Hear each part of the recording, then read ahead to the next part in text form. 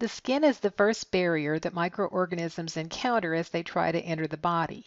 The skin and wounds of the skin are susceptible to microbial diseases. Since the skin is our outer barrier, it has normal flora.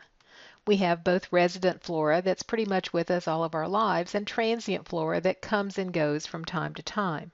One of the organisms that is part of our normal flora is a yeast that digests lipids. It can live off the sebum.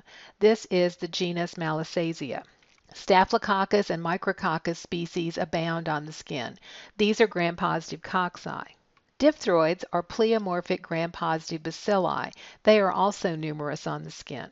In the perineal area, we have a rich flora of gram-negative bacilli, the organisms from the intestinal tract. Because the skin is our first line of defense, it does not have many natural openings in it. The portals of entry, or the natural openings in the skin, are the hair follicles and the various oil glands and sweat glands of the skin. Trauma to any tissue of the body is known as a wound, and certainly if there is a break in the skin, we have an opportunity for bacteria to enter the body. Staphylococcus is a gram-positive cocci. Staphylococcus epidermidis thrives on the skin, and it's a major component of the normal flora. Staphylococcus aureus is considered transient flora of the skin and mucous membranes. Sometimes it's there, sometimes it's not. Staphylococcus aureus has 3 virulence factors. It produces enzymes like coagulase, which all Staph aureus produces, and hyaluronidase. Hyaluronidase is sometimes referred to as spreading factor because it will allow the tissues to be broken down by this enzyme. Staph aureus also produces some other enzymes that give it virulence. Staph aureus produces antiphagocytic factors. All Staphylococcus species have a capsule which helps evade phagocytosis. It also allows for attachment to artificial surfaces so that Staphylococcus can attach to catheters and other things that may be around patients. And the third virulence factor is its ability to produce toxins. Staph aureus can produce leukocidins, which are antiphagocytic, they kill white blood cells, and can produce epidermal cell differentiation inhibitor. This toxin will actually eat holes in the epithelial membrane. Some strains of Staphylococcus aureus produce an exfoliative toxin, and some produce a toxic shock syndrome toxin. Not all strains of Staphylococcus aureus produce all virulence factors, but the more virulence factors any one strain can produce, the more likely it is to cause disease. The first disease we'll discuss is folliculitis. This is an infection of a hair follicle, what we usually think of as a pimple. If the infection is a follicle that's an eyelash, it's called a stye. Sometimes the infection spreads to other nearby follicles. Then we have a furuncle or a boil. A carbuncle is when several furuncles merge. Typically, folliculitis of any sort is treated by draining the area and then giving antibiotics. We do have drug-resistant strains of Staphylococcus aureus, which is the chief causative agent of folliculitis. We have methicillin-resistant Staph aureus and vancomycin-resistant Staph aureus, so we have to be careful about what drugs we give. The best prevention is to use good aseptic technique. People working with any kind of staphylococcal lesion, including a simple pimple, should refrain from working with patients or from preparing food. Staphylococcal scalded skin syndrome is primarily seen in infants and children. The staphylococcal infection can be anywhere in the body. This particular strain of Staphylococcus is capable of producing the exfoliative toxin. This toxin circulates in the blood and causes the problem. The toxin causes the skin to peel.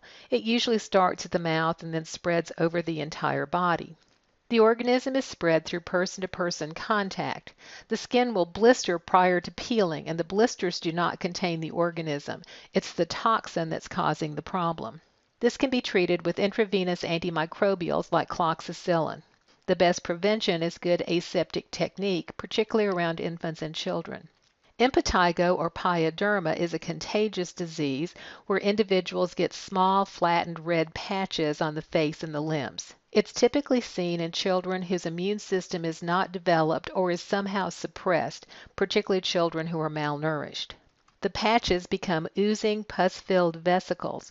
These crust over and become itchy. As the child scratches, they spread the organism to nearby skin.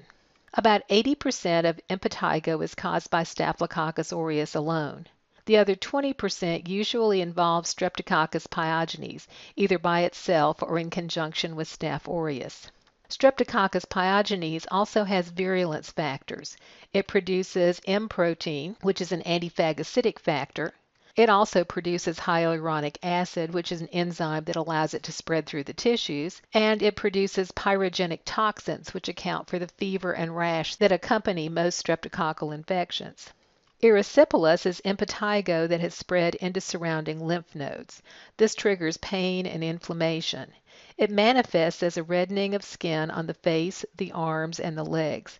The red areas have very distinct margins. It looks as though the red places were painted on the body.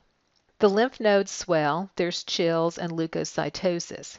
Without treatment, this disease can be fatal. It's most likely to be fatal in the very old, the very young, and the immunosuppressed.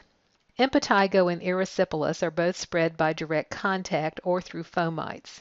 It can be treated with topical and oral antimicrobials. General cleanliness usually prevents these diseases. Necrotizing fasciitis, or flesh-eating disease, is most commonly caused by strep pyogenes, but a number of organisms can cause this disease. The organism infects the wound and spreads rapidly. This has to be aggressively treated. Usually they start by surgically debriding the wound. This may have to be done several times over several days. And then broad-spectrum intravenous antibiotics are given. Streptococcus pyogenes can be transient skin flora. It's spread by person-to-person contact. At any given time, you could have it on your skin. Good aseptic technique, cleaning wounds when they occur, is a good way to prevent necrotizing fasciitis. Acne is mostly caused by Propionibacterium acnes. These are some of the diphtheroids that are the gram-positive bacilli that are part of the normal flora of the skin. Staph aureus may also cause acne or aggravate acne. At puberty, hormones trigger excessive oil production. Propionibacterium acnes lives on oil. As the bacterial population increases, so do the number of metabolic byproducts made by the organism. These irritate the skin. So the growth of these organisms triggers inflammation. Because this is normal flora, it's usually contained by the immune system.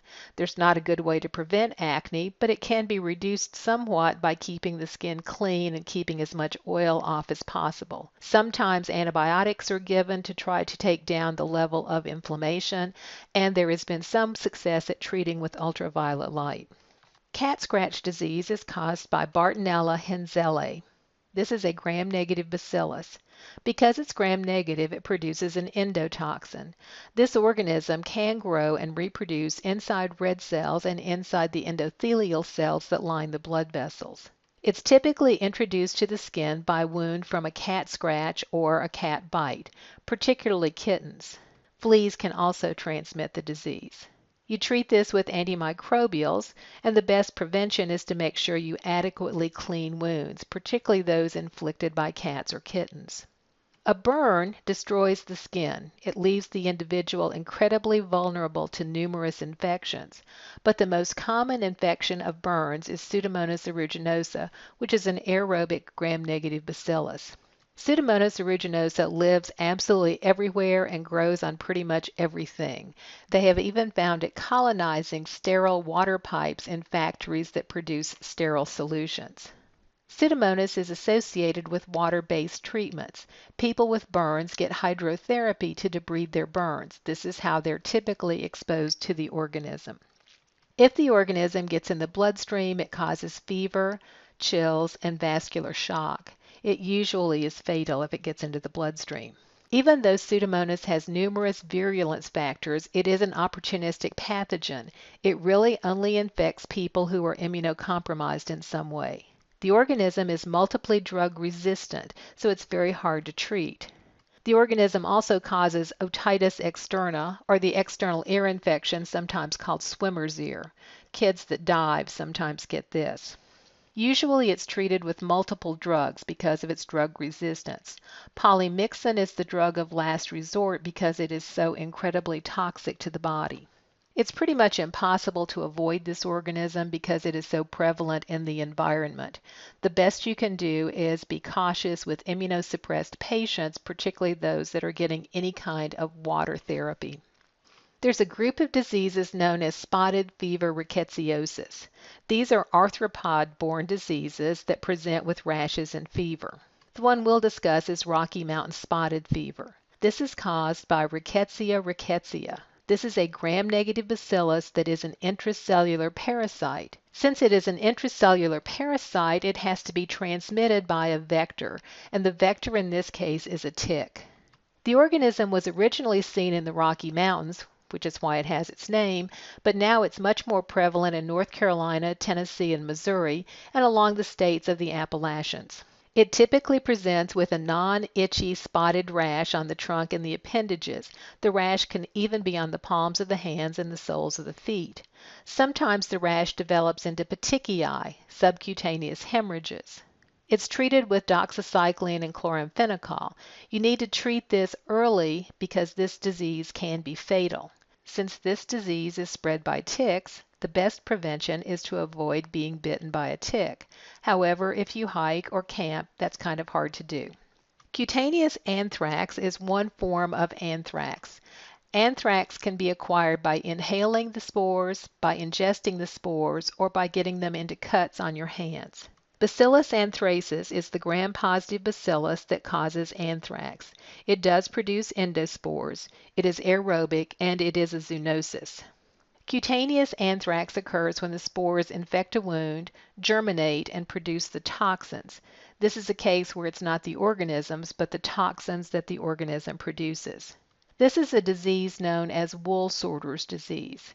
It is a zoonosis, and sheep are probably the most common host for anthrax. Individuals who used to sort through the fleece of sheep after they had been sheared would be most likely to pick up spores from the wool, and that would get into breaks in their skin, causing the sores.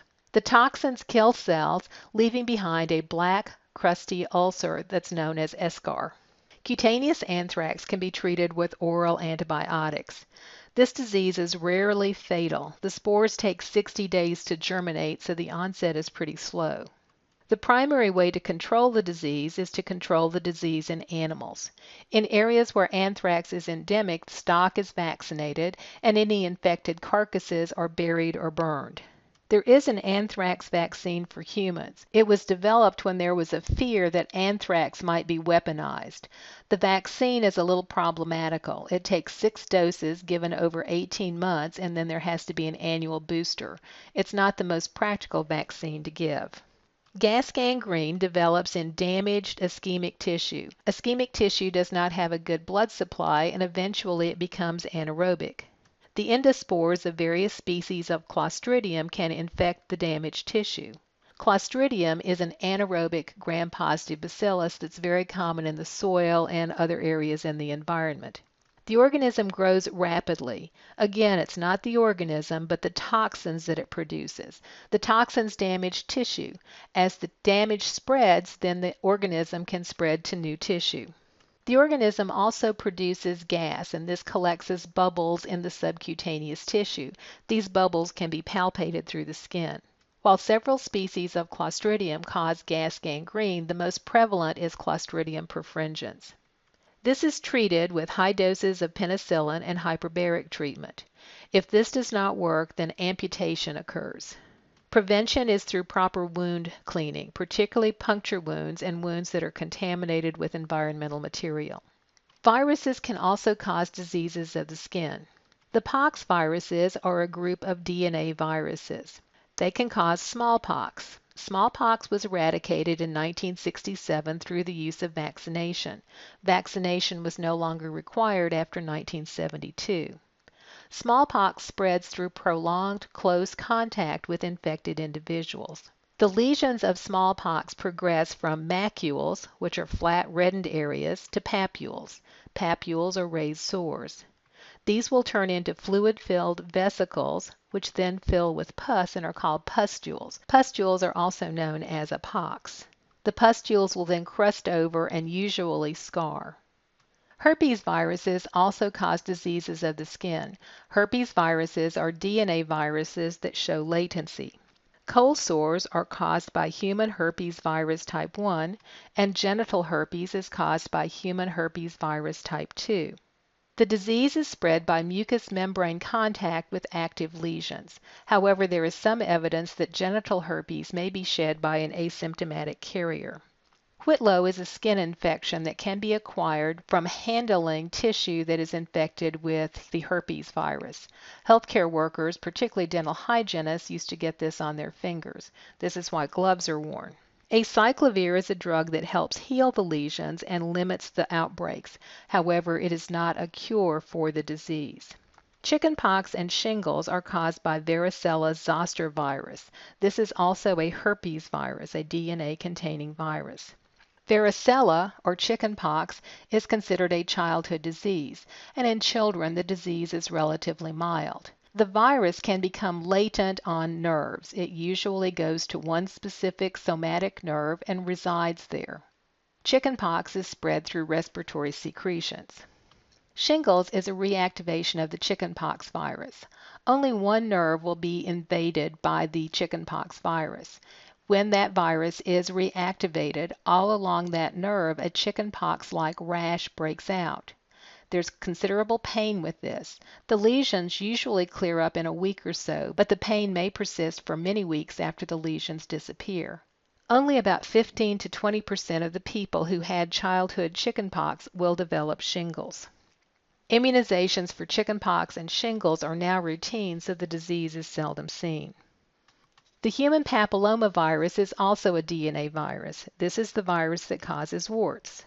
You can have seed warts if they're on your hands, fingers, toes, plantar warts if they're on the bottom of your feet.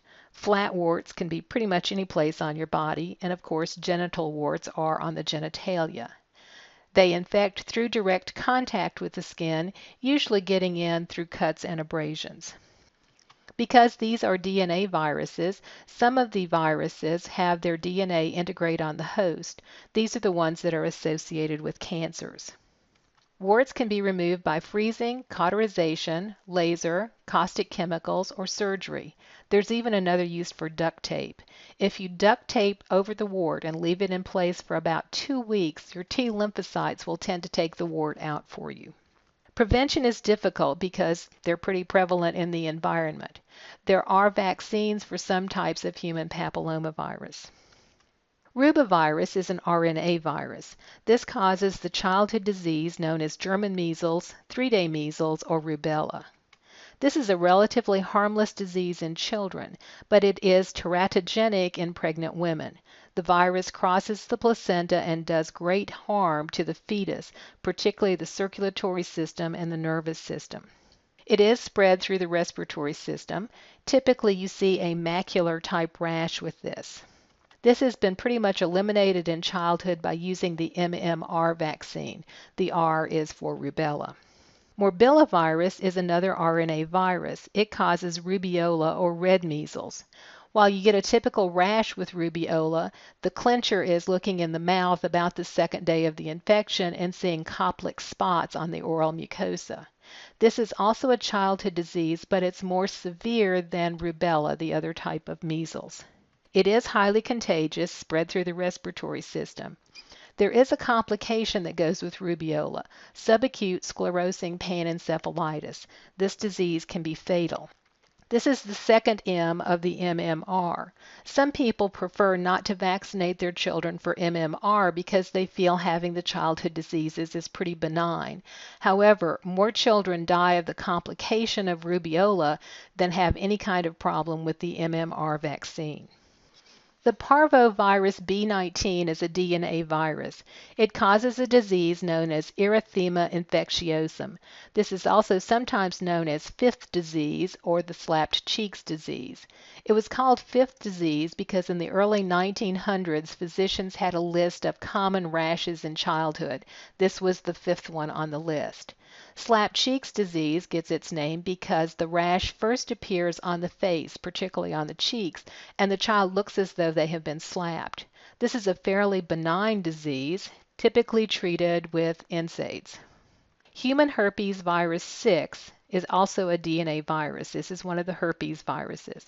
It causes roseola. With roseola, there's an abrupt fever, sore throat, and large lymph nodes, and a very faint pink rash. Usually this goes away pretty quickly. Some researchers have linked having this disease in childhood to having multiple sclerosis as an adult. Other researchers have found some evidence that people who had roseola as children may be more susceptible to HIV. Usually roseola follows some other viral disease. The child is getting over a cold or something and then suddenly has roseola. There is no real treatment, you simply treat the symptoms. Mycoses are fungal diseases of the skin. Superficial mycoses affect only the epidermis of the skin. Cutaneous versicolor is an example of such a disease. In this disease, there is variable pigmentation on the trunk and the appendages. It's believed to be caused by Malassezia furfur. This is part of your normal skin flora. This may be seen in people who scuba dive or first responders. They tend to carry heavy equipment that may abrade their skin just slightly. They also are exposed to salt water or sweat, which may also irritate the skin. This may cause the yeast that's normal on your skin to grow to larger numbers than normal. The disease is treated topically, however it usually recurs. One of the treatments is to use a dandruff shampoo that contains a zinc compound. This typically takes care of the organism. This disease is not inflammatory in any way, it's strictly cosmetic. The cutaneous mycoses invade deeper into the skin. They affect hair, skin, and nails. The organisms that cause cutaneous mycoses are collectively referred to as the dermatophytes. They're in the genera Epidermophyton, Trichophyton, and Microsporum. These organisms need slightly damaged skin. Once they get in, they live on keratin. They can be acquired from humans, animals, or the soil. They cause ringworm or tinea. Tinea pedis is athlete's foot. Tinea cruris is jock itch. Tinea unguium is ringworm of the nail. Tinea corporis is ringworm of the body. And Tinea capitis is ringworm of the scalp. All of these are typically treated topically. Wound mycoses are caused when the fungus invades the subcutaneous tissue. Chromoblastomycosis is caused by the fungus Fonseca and certain other fungi that are found in dirt. Scaly lesions appear that may become tumor-like. This particular disease is associated with people who go barefooted and have a lot of exposure to dirt. It's found mostly in the tropics and subtropics. Wearing shoes does a lot to prevent the disease. Phaeohyphomycosis is caused by alternaria and other environmental fungus. The paranasal sinuses are the target here. Allergy sufferers and people with AIDS inhale the spores, and this tends to do quite a bit of damage to the paranasal sinus tissue. Some phaeohyphomycoses can be treated with antifungals. Most of the time the damage is permanent. Mycetomas are caused by Margella and other fungus found in the dirt. These cause tumor-like infections of the wound, particularly on the hands and the feet. The bone may even be involved. This is usually seen in penetrating type wounds and seen mostly in the tropics. The tumor-like growth is surgically removed. Usually they're treated for 3 years with some sort of antifungal, and in some cases amputation has to occur. Sporotrichosis is known as rose gardener's disease. It's caused by Sporothrix schenckii. This is common in the soil, but particularly found in sphagnum moss. This is the moss that's used to wrap the roots of rose bushes. The thorns on the rose bush insert the organism, and the organism then spreads to the nearest lymph nodes. Typically, the disease is benign and can be treated with topical agents. There are parasitic infestations of the skin. Leishmaniasis is a zoonosis caused by leishmania. Leishmania is a flagellated protozoan. It can be found in wild and domesticated dogs and rodents. It's typically spread by the bite of the sandfly. There are 3 forms of leishmaniasis: cutaneous, mucocutaneous, and visceral. In the cutaneous form, at the site of the bite, a large painless skin ulcer forms. This is susceptible to secondary bacterial infections. Most of these heal without treatment, but they may leave scars. Scabies is caused by Sarcoptes scabii. This is a burrowing arachnid. The organism burrows into the skin, lays its eggs, and the eggs hatch. There's intense itching, rash, and the area is subject to secondary infections with staphylococcus and streptococcus.